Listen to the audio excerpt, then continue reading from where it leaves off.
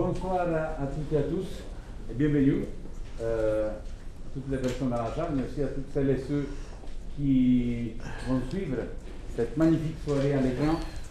Un grand merci et bienvenue à Pierre-André Chalandard, un grand ami de l'ESSEC, mais plus que ça, un alumnus de l'ESSEC, président du conseil de surveillance et aussi également président de Saint-Gobain. Je me permets de dire, comme vous êtes ici à l'ESSEC, mais aussi je tiens à dire que c'est un grand honneur pour moi de pouvoir introduire cette soirée, un grand plaisir également.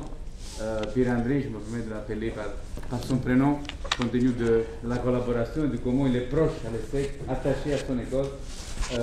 Il passe beaucoup de temps, il donne beaucoup d'énergie et aussi, ce qui est encore plus important pour vous, il est très attaché à partager ce qu'il a fait, partager ses idées, ses convictions. On va entendre beaucoup de cela ce soir. Il est plus récemment également écrivain avec un livre très intéressant et très pertinent par rapport aux défis de la société et aussi par rapport aux piliers stratégiques de l'école, donc extrêmement cohérent avec tout cela. Et justement, il est attaché à partager ses compétences, son expérience et aussi les valeurs.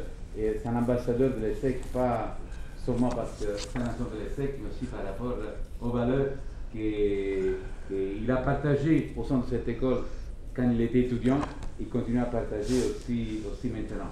Donc vous avez la chance de pouvoir l'écouter, de pouvoir échanger avec lui et encore un grand merci pour être là avec nous ce soir. Merci Vincenzo. Et bienvenue également, bienvenue chez lui à Joseph Maïla, donc, qui est professeur dans cette maison en géopolitique au sein de l'Institut Irénée. Enfin, je n'énumère pas l'ensemble de tes qualités et responsabilités. Joseph qui nous a fait la gentillesse et l'honneur d'accepter d'être un petit peu le témoin du livre écrit par M. Chalandard sur des questions plus particulièrement géopolitique, la géopolitique des villes qui est son sujet. Et donc on va avoir un échange, j'espère, je suis sûr, tout à fait passionnant sur cette vision internationale des villes à travers tes questions et vos réponses, Monsieur le Président. Vous avez en face de vous, en réel, des étudiants du SEC qui ont choisi de se consacrer à la question des villes, précisément. Alors des étudiants de la chaire d'économie urbaine, dans de deuxième, troisième année qui se spécialisent donc sur ces questions urbaines, des étudiants du master en management urbain et immobilier, qui sont un master spécialisé, donc ils sont des bac plus 5 en spécialisation pendant un an sur les questions de la ville et de l'immobilier, et puis également des étudiants de notre master en management immobilier, qui est un master de formation continue pour des cadres de l'immobilier qui sont à la Défense et qui nous écoutent depuis donc, la Défense où ils ont cours, ils sont restés sur place pour vous écouter à distance. Nous avons également parmi nous des étudiants, des représentants du campus de Rabat, où les étudiants sont également engagés sur ces questions, et que je salue à distance. Et puis également des partenaires de la chaire d'économie urbaine, des entreprises, des collectivités locales, qui sont d'ailleurs présents dans la salle, au sein d'entre eux, et d'autres qui nous regardent à distance sur cet écran. Deux mots peut-être pour vous dire pourquoi, et vous le savez, nous nous intéressons à ces questions à l'ESSEC. Eh bien, depuis maintenant plus de 30 ans, en fait, cette chaire a été créée, à partir essentiellement de la question du rôle des entreprises dans le territoire. C'est une question que nous allons aborder d'ailleurs, puisque vous l'avez vous-même abordé dans votre livre, du rôle des entreprises dans leur choix de localisation, bien entendu, mais aussi dans leur participation à la décision collective et à la décision publique sur des sujets tout à fait importants que vous citez dans votre ouvrage.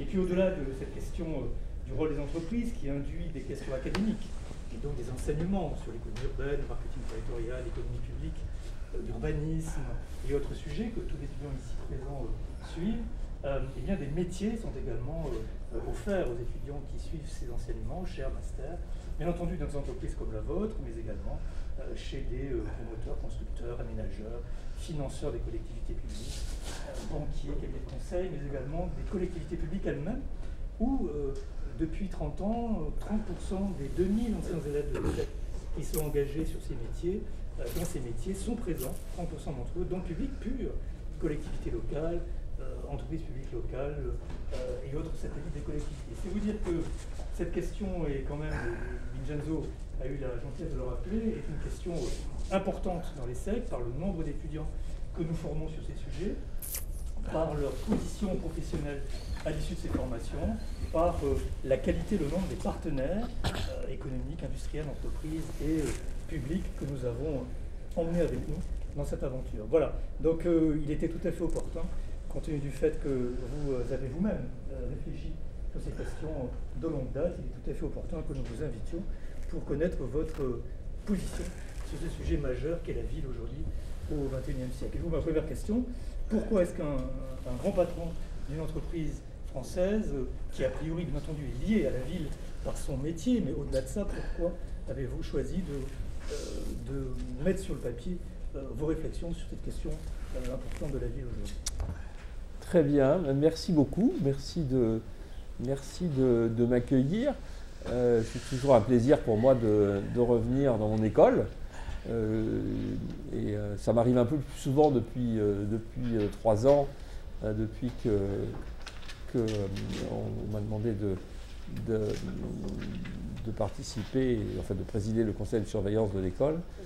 Alors je ne suis pas un spécialiste de la ville, je ne suis pas un urbaniste, je ne suis pas un architecte, je n'ai pas suivi votre enseignement et je suis beaucoup moins calé que vous. Pourquoi est-ce que j'ai écrit, je ne suis pas écrivain, pourquoi est-ce que j'ai écrit ce livre? Je suis industriel, voilà, et j'ai beaucoup voyagé. Alors, industriel dans une société qui fabrique des matériaux qui sont utilisés pour construire des bâtiments. Donc, du coup, là, il y a un peu un lien à la ville. En fait, il y a 2 raisons pour lesquelles j'ai écrit ce livre. Une raison qui est un peu un fil conducteur important pour moi depuis 10-15 ans, qui est le sujet du réchauffement climatique. Et puis, il y a un phénomène, il y a un facteur déclenchant de court terme qui est la crise sanitaire. Donc la raison qui est un peu un fil conducteur de mes réflexions, c'est le sujet du réchauffement climatique sur lequel j'ai positionné Saint-Gobain depuis maintenant une quinzaine d'années, sachant qu'on est un acteur important de la rénovation énergétique. Et il se trouve qu'il y a 7 ans, j'ai écrit un livre déjà sur ce sujet du rôle des entreprises dans la lutte contre le changement climatique, qui est aujourd'hui un peu une banalité, tout ce que j'ai fait, mais qui à l'époque n'était pas tellement. C'était le moment de la COP 21, et c'était la première fois que, j'allais dire, dans les organisations internationales, à l'appel du secrétaire général de l'ONU, Ban Ki-moon, on avait invité les villes et les entreprises, déjà, en plus des gouvernements, en disant que c'était des acteurs importants de ce sujet. Et il se trouve qu'à l'époque, je présidais un peu ce qui est le think tank des grandes entreprises françaises sur les sujets de développement durable, qui s'appelle Entreprises pour l'environnement, et qu'à ce titre, puisque les entreprises étaient invitées à dire ce qu'elles pensaient et à montrer ce qu'elles pouvaient faire, au moment de la COP, et que la COP se passait à Paris, j'avais un peu organisé ce qui avait été un des premiers Business Climate Summit. Maintenant tout ça, il y en a eu beaucoup, tout ça, mais à l'époque c'était un peu nouveau. Et en fait, pour expliquer, et donc j'ai voulu rendre compte de ça dans un petit livre, parce que je trouvais que l'expérience était intéressante, et que j'ai appelé Notre combat pour le climat, et pour montrer en gros que les entreprises qui avaient été historiquement considérées comme le problème, eh bien dans beaucoup de cas, elles étaient la solution. Et Saint-Gobain est particulièrement illustratif de ça, puisqu'on a à la fois un émetteur significatif, et on ne pourra jamais faire du verre sans... alors, j'espère en émettant plus, mais en ne consommant pas d'énergie, donc en chauffant le sable. Et à l'inverse, une fois que nos matériaux sont utilisés, ils sont un élément très très important de la réduction des émissions dans les bâtiments, sachant que c'est dans les bâtiments qu'au niveau mondial, il y a plus du tiers des émissions de gaz à effet de serre. Donc on voit bien que c'était un sujet central, et j'avais voulu montrer ça. Bon, et donc je cherchais à actualiser ce sujet, parce qu'au bout de quelques années, et en fait, en réfléchissant, eh bien, 70% des émissions de CO2 dans le monde, elles viennent des villes. C'est 2% de la surface de la Terre, et c'est 70% des émissions. Et donc je me suis dit, il faut s'attaquer, comment on réduit les émissions de CO2 dans les villes. Ça, c'est la première élément à l'origine de de ma prose. Le deuxième élément, ben, c'est que, comme un certain nombre, j'étais, pendant le premier confinement, j'avais un peu plus de temps, je ne voyageais plus, alors qu'avant je passais mon temps dans les avions. Donc j'avais un peu de temps. Et ben, on voyait bien, le confinement, il a révélé toute une série de choses. Et il a été un accélérateur d'une prise de conscience de toute une série de choses. Hein. Que la ville qui était en train de devenir un facteur extrêmement anxiogène. On voit bien que plus on est nombreux et plus les chances de contamination sont importantes. Donc la ville était un facteur de contamination, était anxiogène, que la ville était un facteur d'inégalité. On a très bien vu pendant toute cette période les inégalités en fonction de là où on était, du type de logement qu'on avait, donc on avait un peu de verdure ou qu'on n'en avait pas, selon qu'on était à la ville ou pas à la ville à ce moment-là. On a vu le lien entre la santé, l'environnement et la planète est apparu, qui est très très fort. C'est pas un hasard si tous les plans de relance partout dans le monde qui ont été faits juste après cette pandémie, ils étaient très verts. L'opinion publique a massivement shifté, poussé d'ailleurs en partie par les jeunes qui jouent un rôle extrêmement important dans ce domaine, sur ces sujets du climat, et donc l'association avec la ville a été faite. Donc en fait, donc la ville est devenue, alors c'est quelque chose qui existait avant, mais est devenue beaucoup plus aussi le problème et un facteur de difficultés dans le monde, à la fois sur le plan climatique, sur le plan des inégalités et sur le plan sanitaire. Et donc c'est ça qui m'a conduit à me dire, est-ce que la ville, elle a un avenir, hein, beaucoup de gens parlent d'aller habiter à la campagne. Est-ce que la ville a un avenir? Est-ce que le mouvement important d'urbanisation massif qui a eu lieu depuis déjà un certain nombre d'années va se poursuivre ou pas? Et qu'est-ce qu'il faut faire pour que de lieux anxiogène, la ville redevienne désirable, si on doit y rester. Hein, parce que ma réponse, elle est très claire, c'est que non, le mouvement d'urbanisation ne va pas s'arrêter. Hein, il y a à peu près 50% des gens qui habitent en ville dans le monde aujourd'hui. Il y en aura plus de 70%, plus de 6,5 milliards. Et je ne vois pas que ça va changer. Donc on a un impératif important qui est quelque part, de réenchanter la ville, de repenser la ville. Hein, et donc c'est ça c'est à ce sujet que j'ai essayé de réfléchir. Alors, je vous ai dit que j'avais beaucoup voyagé, donc j'ai aussi, dans mon métier d'industriel, j'ai vu beaucoup de villes. Et j'ai vu beaucoup de villes évoluer au cours des 30 dernières années. J'ai vu se construire une bonne partie de Shanghai. Parce que je vais en Chine et je vais à Shanghai, j'allais jusqu'à il y a 2 ans à Shanghai 2 fois par an depuis 20 ans. Et quand je me souviens, les premières fois où j'étais à Shanghai, le quartier de Pudong, qui est aujourd'hui un des quartiers les plus modernes du monde, n'existait pas. Il y avait juste des champs et la tour de télécom qui y est toujours, mais qui est maintenant une petite tour au milieu de l'ensemble du quartier de Pudong. Donc j'ai vu des villes changer, voilà. Et donc j'ai vu, et donc c'est ça mes 2 angles, le fait d'être industriel qui fait des matériaux pour le bâtiment, qui m'a et le fait d'avoir voyagé qui sont mes angles. Mais je ne suis pas un spécialiste de la ville. Alors, comment est-ce qu'on peut essayer de repenser la ville? Alors, on va peut-être en parler. Moi, j'adore l'histoire. Hein, et donc, je commençais par rechercher comment la ville avait pris naissance. Et j'ai fait une rapide histoire de la ville où on voit bien que la ville, elle a démarré, il y a eu un désir de ville. En fait, la ville, elle a commencé quand les gens, les humains avaient un peu de temps pour faire autre chose que de chercher dans la journée de quoi manger le soir. Hein, c'est ça qui a permis l'éclosion de la ville. Hein, Et donc c'est du coup le désir d'être ensemble, de pouvoir avoir du temps de faire autre chose, un désir de richesse, hein, un désir de liberté, un désir de beauté, un désir de...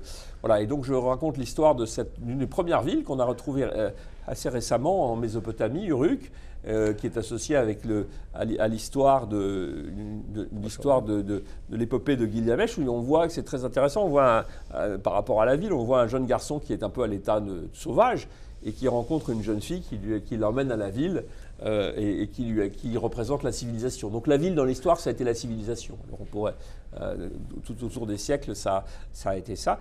Et simplement, après, avec la révolution industrielle, c'est devenu aussi une nécessité.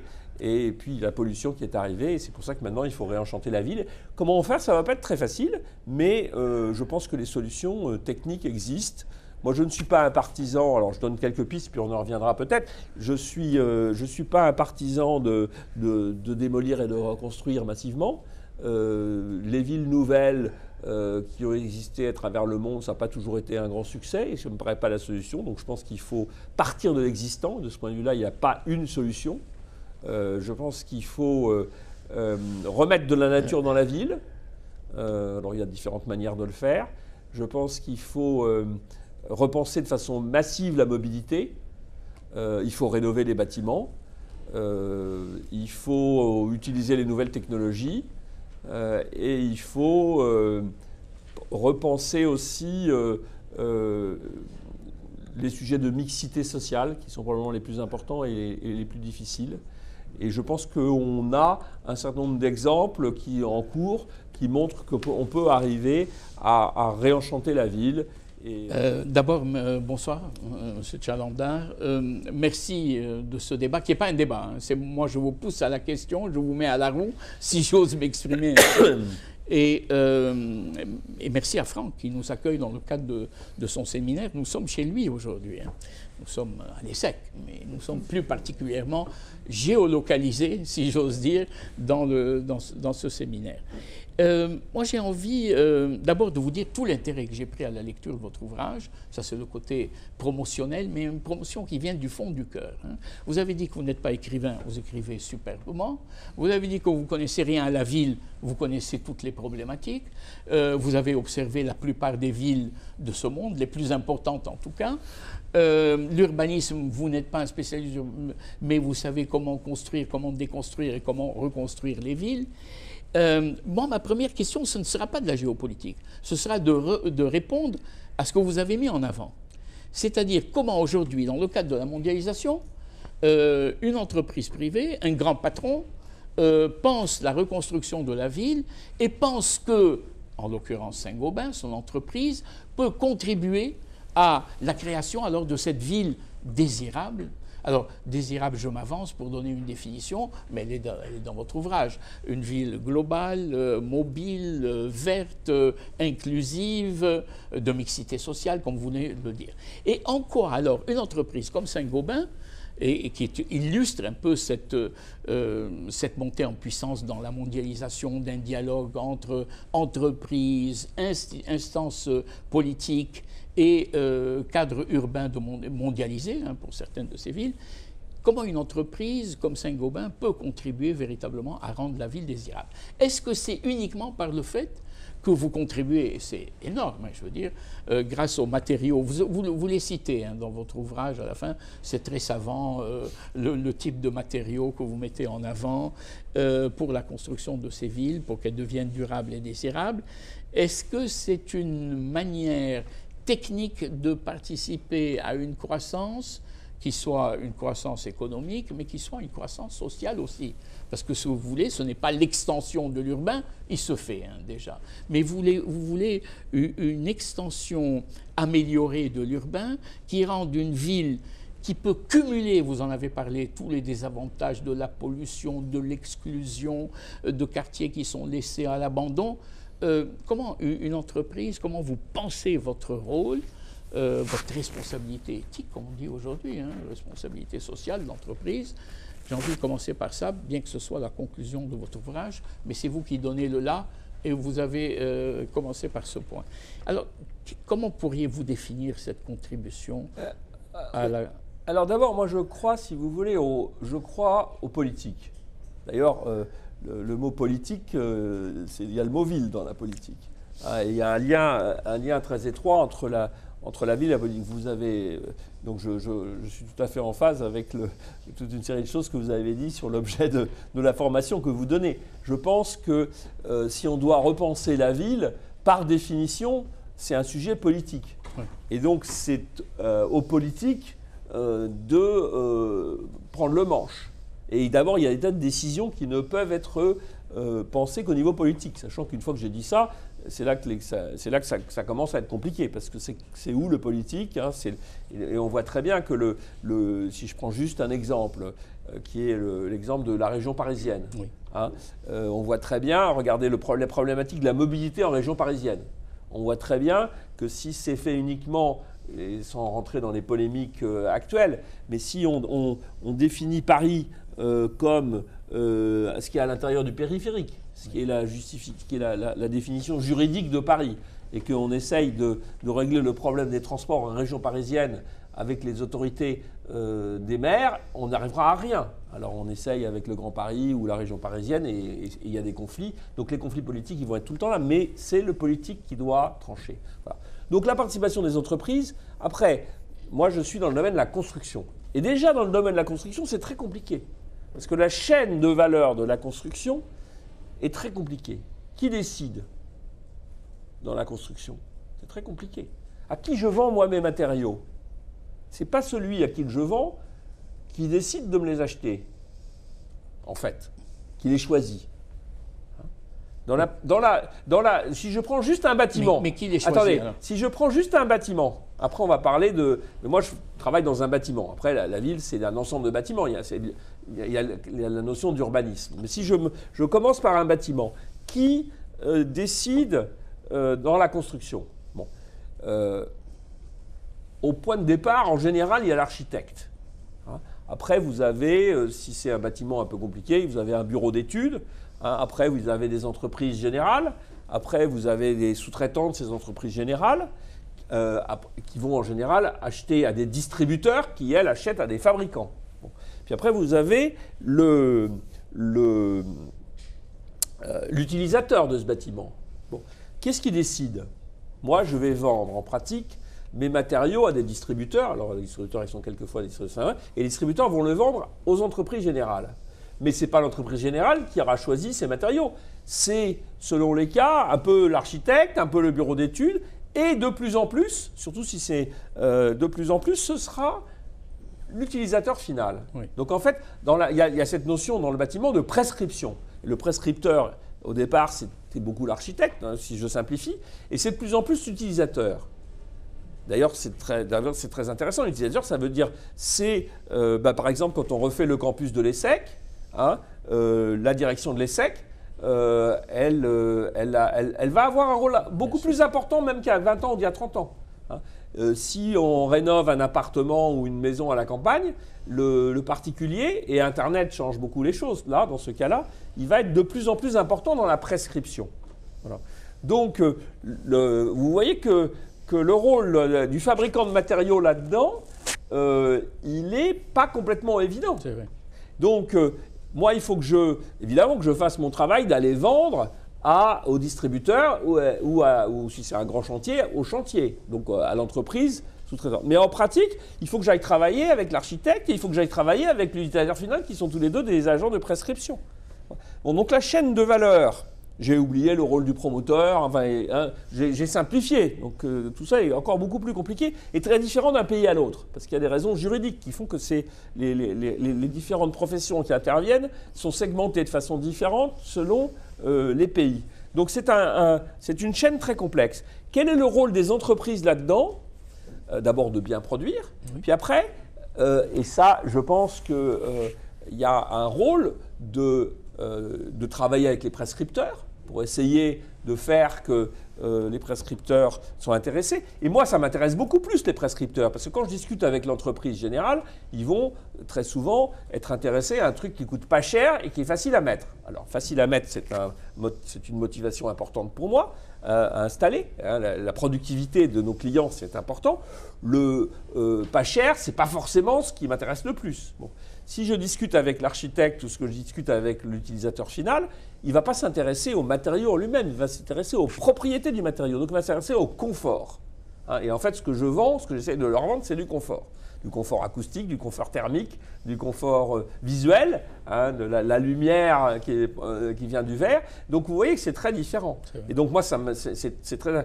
J'ai fait un long détour, mais pour vous dire que le rôle d'une entreprise dans la ville, et je pense que c'est vrai pour moi, mais c'est vrai pour beaucoup d'entreprises, il est un petit rôle par rapport à plein d'acteurs. C'est d'ailleurs ce qui fait tout l'intérêt de l'enseignement de votre chaire, c'est qu'il y a plein d'acteurs qu'il faut arriver à ce qu'ils travaillent, à voir comment on peut faire influencer. Donc moi, je vais avoir un rôle vis-à-vis des acteurs que j'ai cités, de spécification ou de prescription, hein, et puis...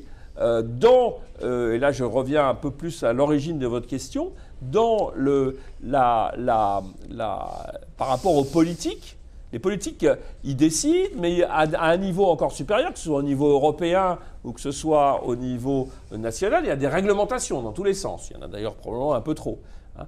Et moi, je vais essayer aussi de faire en sorte que les réglementations, elles aillent dans le sens de ce que je veux faire. C'est ce que je veux faire, et la contribution de Saint-Gobain, c'est de pouvoir faire que les bâtiments, puisque nous on est essentiellement dans du second œuvre, des bâtiments soient plus confortables, et quand je dis confortable, c'est confortable sur le plan thermique. Je préfère ça à dire qu'il y a moins d'économie d'énergie, mais en général il y a les deux, puisque quand ça va avec. Donc, et on constate et donc là on a un rôle important dans les différents pays au niveau européen, d'essayer d'expliquer quels sont les meilleurs outils publics pour faire avancer ces sujets. Et c'est souvent de la réglementation, mais ça peut être aussi des aides, des incentives. Bon, j'ai beaucoup travaillé avec Emmanuel Vargon il y a 2 ans sur le plan de rénovation énergétique français. Donc voilà, j'interviens à travers ça en essayant de faire passer des idées. J'essaye de faire passer des idées en écrivant ce livre. Mais le rôle de l'entreprise Saint-Gobain, concrètement, eh bien, il est assez difficile à définir par rapport à cette ville, puisqu'on est un tout petit élément d'une grande chaîne où il y a beaucoup d'acteurs, et c'est pour ça que ce rôle si vous voulez, ce rôle de prise de parole et d'essayer d'influencer le débat public dans la bonne direction devient important. Pierre-André de Chalandard, moi j'ai envie de vous entraîner du côté de la géopolitique. Bien. Le livre n'est pas centré sur la géopolitique, mais il y a beaucoup d'aspects qui sont traités, notamment par la montée en puissance de ce que je vais appeler des villes-mondes. Il y a de plus en plus de villes. Alors, est-ce qu'on peut le rattacher à l'hypertrophie urbaine, accélérée par la mondialisation? Il y a des villes aujourd'hui, qui jouent un rôle de ville capitale mondiale. Paris, capitale de la mode. Rome, capitale des arts. On voit des villes se développer aussi par l'attraction internationale. Je pense à 2 villes qu'on pourrait opposer, mais je ne sais pas si vous êtes d'accord. Singapour, qui est entraîné par une logique de commerce international et une ville-État. Une ville-État. Mais il y a une autre ville-État qui est dans un État, mais qui à elle-même résume l'État. Je pense à une ville comme Dubaï, avec véritablement une ville entraînée par le fait qu'ils sont sur la rente, ils sont sur la finance internationale. Il y a des villes qui jouent l'entertainment, comme on dit aujourd'hui, que ce soit Dubaï, mais que ce soit aussi Qatar qui joue la Coupe du monde de football.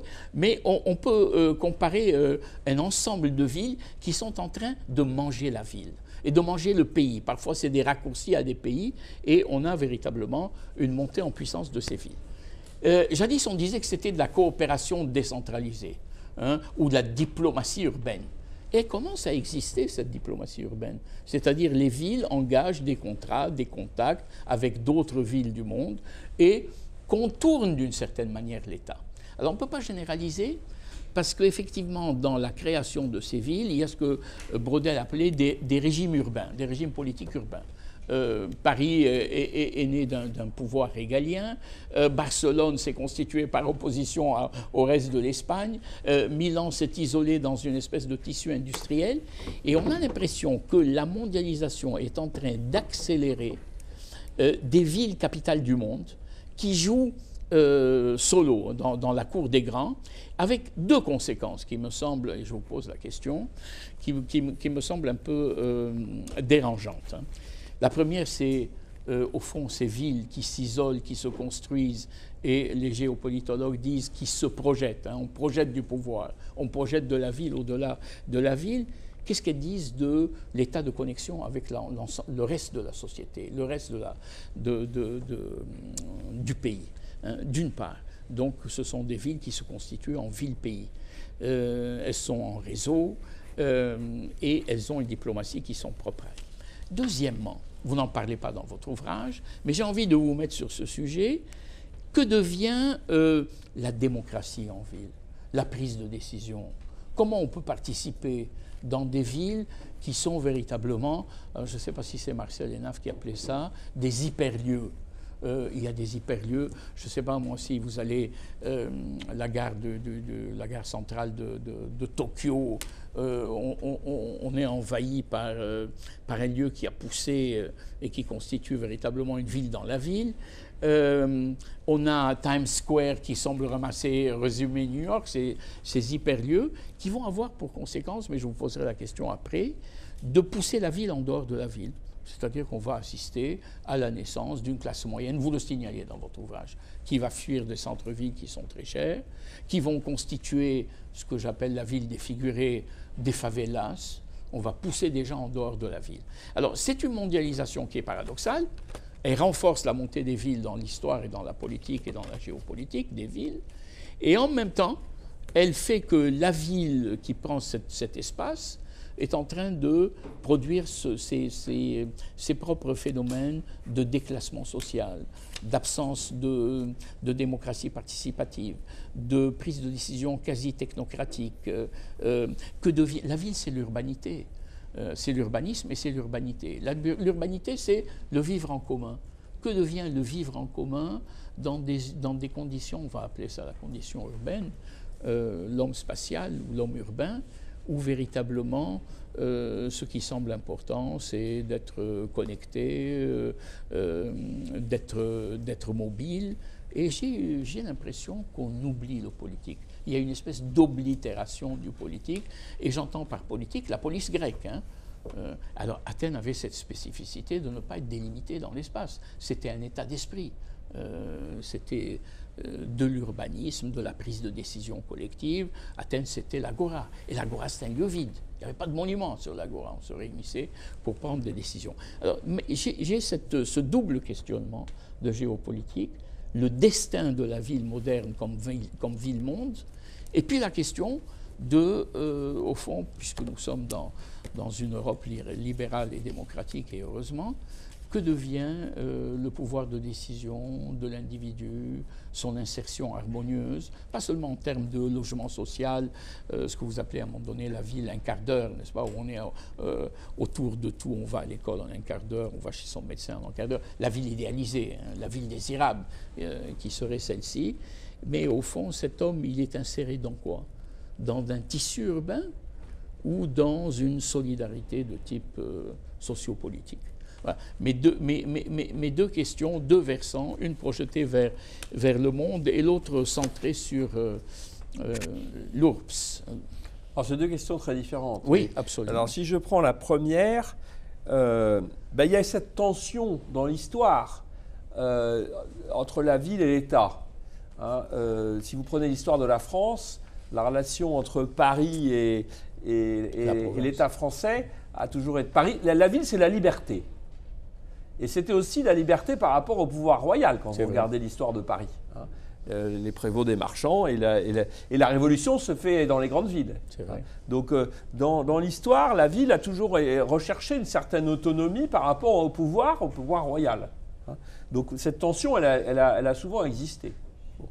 Si je regarde ce que je vois aujourd'hui, je pense qu'il y a deux choses assez différentes. Je pense que Dubaï Singapour, pour moi, c'est plutôt deux exceptions. Ça n'a rien à voir avec Paris. Dubaï et Singapour, c'est des villes-États. Bon. Si vous prenez Paris ou Londres, j'ai tendance à penser que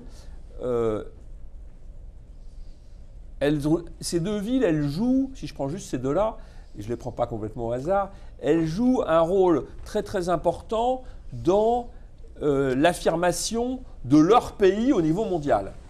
Je rajouterai une caractéristique à Paris, par exemple, c'est la capitale de la francophonie. Hein, comme on peut dire, alors Londres c'est plus compliqué, mais enfin c'est une... Comme l'Ouest. Oui, voilà, mais sur l'anglais c'est un petit peu différent. Mais Paris, il y a ça aussi. Hein. Et comme il y a plus d'anglais, et du coup, il y a un concentré qui se joue à faire et qui est très important pour l'image du pays. L'image des pays se voit de plus en plus à travers leur capitale. On le voit dans tout le... Et de ce point de vue-là, l'État français ne peut pas se désintéresser et ne se désintéresse pas. C'est pour ça que l'autonomie de Paris, elle sera toujours très relative. Hein. Et on voit toujours cette dialectique, elle est différente dans ces termes de la dialectique qui existait au Moyen-Âge ou même jusqu'au XVIIe ou XVIIIe siècle, mais elle existe encore, cette dialectique. Moi, je pense que ça ne résume pas la ville, c'est le sujet des villes capitales, plus que de la ville en général. Et la ville capitale, en tout cas pour les pays qui jouent un rôle au niveau mondial, elles font partie un peu de ce que l'on peut appeler le village planétaire, oui. Et c'est très à part. Et donc il ne faut pas trop raisonner la ville à partir de ces hyperlieux, hein, pour employer votre... Donc ça existe, mais je ne suis pas sûr que ça résume la problématique de la ville. Je pense que et c'est le centre-ville, ça. Donc, et ça aura toujours besoin d'exister si la France veut exister au niveau mondial, si je prends l'exemple de Paris. Hein. Donc c'est un peu, à mon avis, il ne faut pas résumer la problématique de la ville à ce sujet qui est très important, mais qui est différent. Et qui par rapport à mes sujets, sera toujours assez compliqué. Parce que à partir du moment où vous avez une concentration dans un lieu qui sera petit, vous avez forcément des phénomènes d'exclusion, dont vous avez parlé, vous avez forcément ces phénomènes de concentration. Mais je pense qu'il faut que ça soit une petite partie, la plus petite partie possible de ces grandes villes dans leur statut mondial.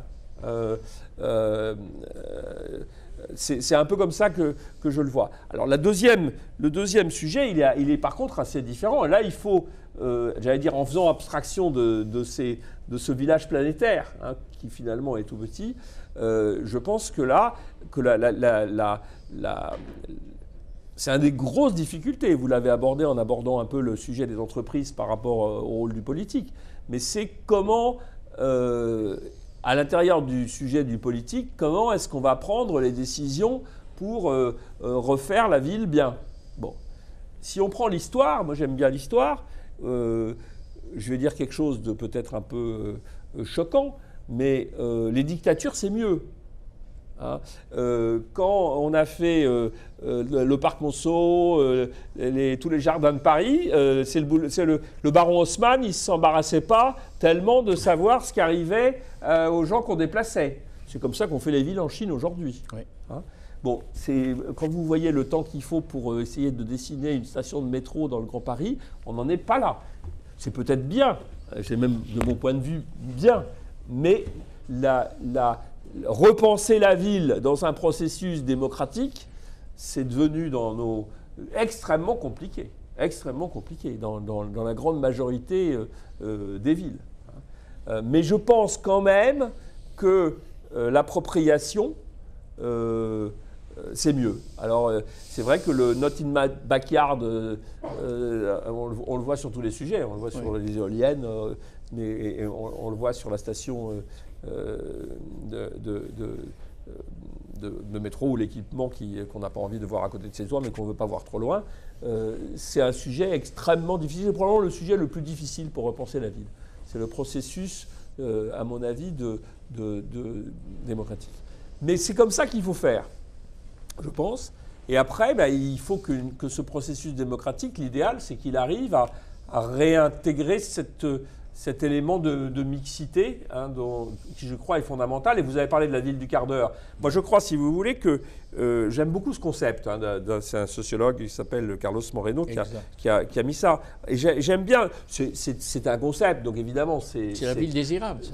Je ne sais pas, ça peut aider à la définir, mais c'est l'idée de complètement repenser la manière dont on a vécu et que beaucoup de choses doivent être proches.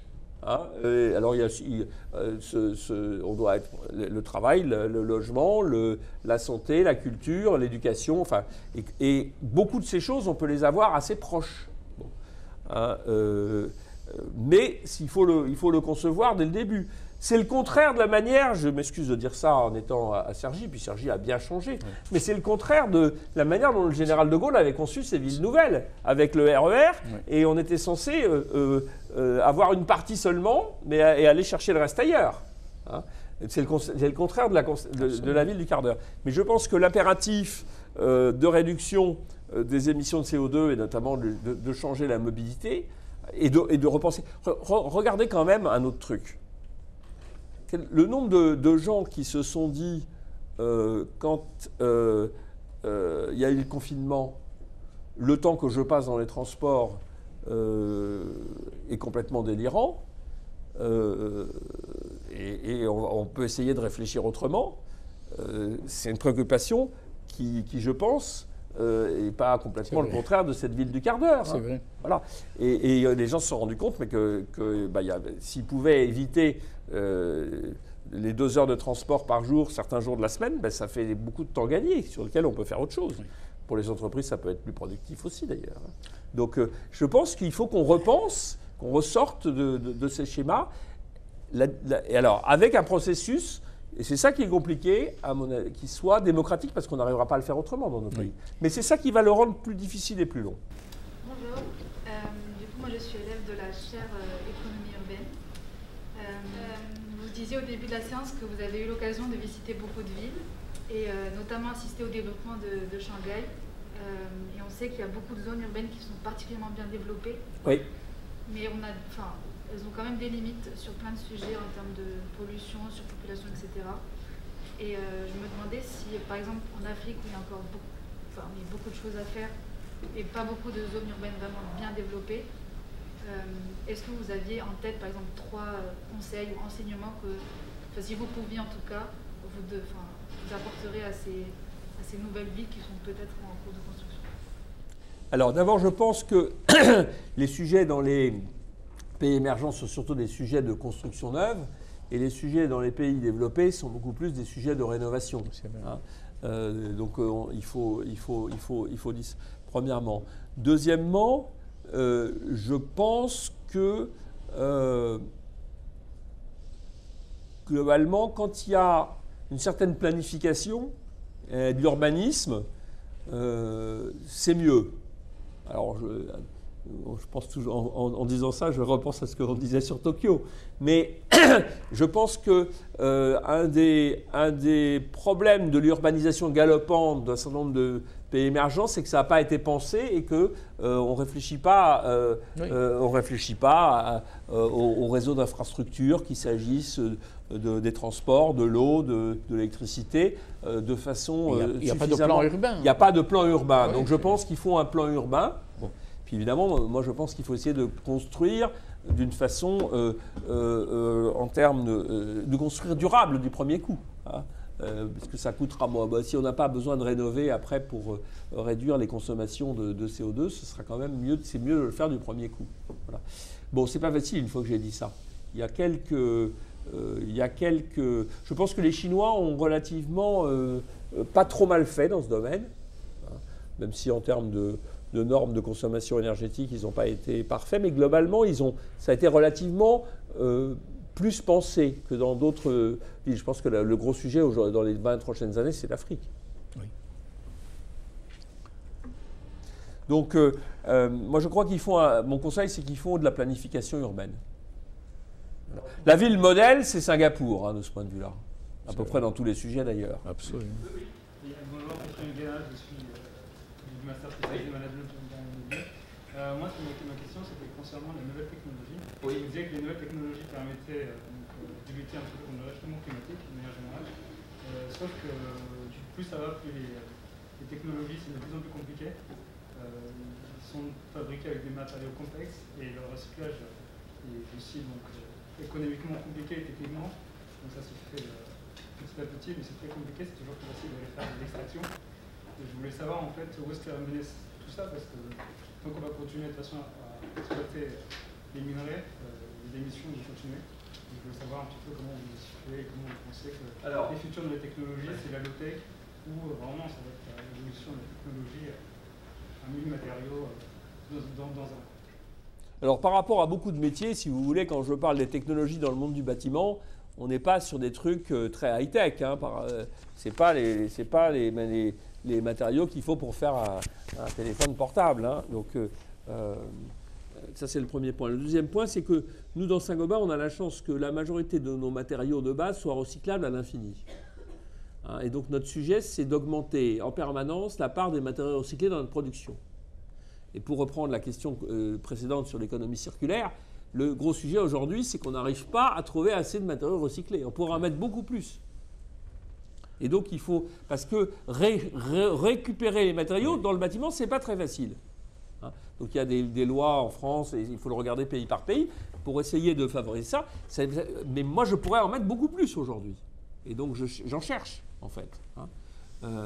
Donc là, il y a des choses qui doivent se développer. Donc je pense qu'on va être de plus en plus économe en ressources et que dans la mesure où on veut construire de façon durable, c'est un élément qui est pris en compte dans l'évolution des matériaux dont on aura besoin. Et donc c'est vrai mais on n'est pas dans des... moi, j'utilise pas des ressources très rares. Hein. Le gypse, le sable, c'est des choses... mais ceci étant, en tonnes, on utilise beaucoup. Et donc, le plus on peut recycler, le mieux c'est. Et quand je mets, si vous voulez, du verre usagé dans un four verrier, pour le refondre, j'ai besoin de beaucoup moins d'énergie que si je mets du sable. Donc du coup, le recyclage est aussi, et l'économie circulaire, est un des moyens d'améliorer l'empreinte environnementale et la réduction des émissions de CO2. Donc tout ça est assez vertueux. C'est la ville frugale. Hein, voilà, exactement. Bon, et puis on réfléchit sur des matériaux. Vous savez, là, actuellement, on travaille sur la terre crue, hein, donc ce n'est pas des matériaux qui ont des propriétés qui existaient, qu'on a eu dans plein de pays, hein, notamment en Afrique, qu'on est en train de réintroduire. Et qui a des caractéristiques qui sont tout à fait intéressantes. Donc voilà. Alors quand on parle des technologies dans le bâtiment, c'est beaucoup ce qui permet d'être connecté, ce qui permet de la maison intelligente, hein, les capteurs, tous ces trucs-là. Bon. Ça c'est bien. On a vu avec l'histoire de Toronto qu'il fallait quand même... et puis moi je dis toujours, si vous voulez, que c'est pas ça la solution au problème climatique. C'est-à-dire que, pour résumer, une passoire énergétique, ou un bâtiment très mal isolé, connecté, il sera toujours une passoire énergétique. Ce qui est important, c'est quand même de travailler l'enveloppe du bâtiment. Et ça, c'est avec des choses qui ne sont pas, d'un point de vue technologique, si vous voulez, telles qu'elles posent des problèmes de recyclage. Le problème du recyclage, plus que le caractère technologique et compliqué des matériaux, et c'est pour ça que je parlais tout à l'heure de la modularité de la préfabrication, c'est qu'en général, les matériaux, on les met les uns avec les autres et qu'il faut être capable de les trier au moment où on déconstruit. Et donc, on commence à réfléchir à construire il y a des solutions de construction pour que ce soit facile à déconstruire. Et dans nos centres de R&D, on réfléchit à ça. Et ça, on est très actif là-dessus, pour que, in fine, le bâtiment soit une banque de matériaux pour le futur. C'est plutôt dans cette direction qu'on travaille en ce moment. Merci infiniment, Monsieur le Président. Merci beaucoup. Merci, Monsieur le Président. Merci à vous.